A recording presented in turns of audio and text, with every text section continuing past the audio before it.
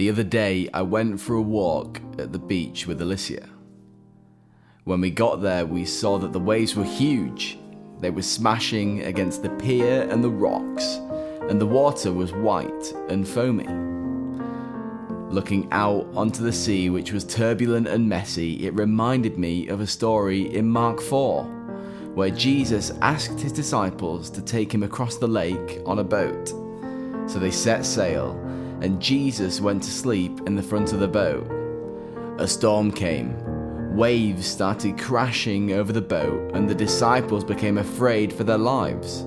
So they woke Jesus up, saying, "Teacher, don't you care if we drown?" Sometimes in life we feel like we're in a storm. Right now, life is hard. COVID has changed the world around us, and we have to live in a way that we don't want to. Some of us have even lost loved ones.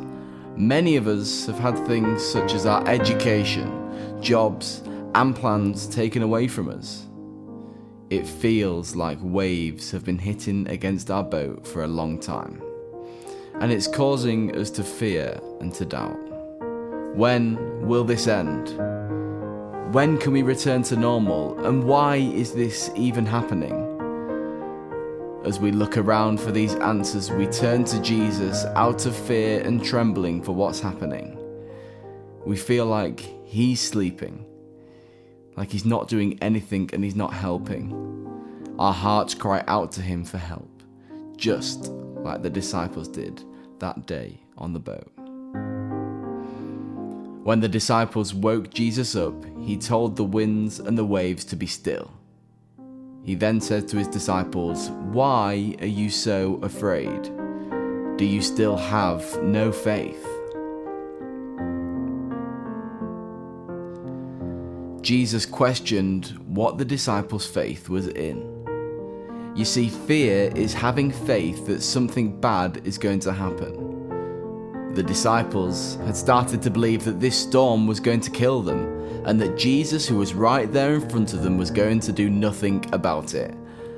They put their faith in the storm instead of who was in the boat with them. Going through storms is something we all have and will continue to face in life.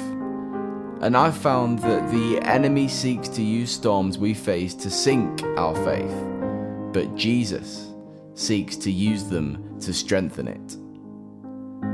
I know from my own life that going through storms have been the times which have taught me the most about God, myself, and the world around me. They've taught me that my faith in God should not be dependent on my surroundings and circumstances, but instead on who is right next to me through it all. Just like everybody, I don't like going through difficult times, and I desire to live comfortably. But Jesus did not come so that we could have an easy life. He came to defeat death so that we could live in eternity with God. And I've learned that having peace does not look like being in a comfortable place without worry or hardship.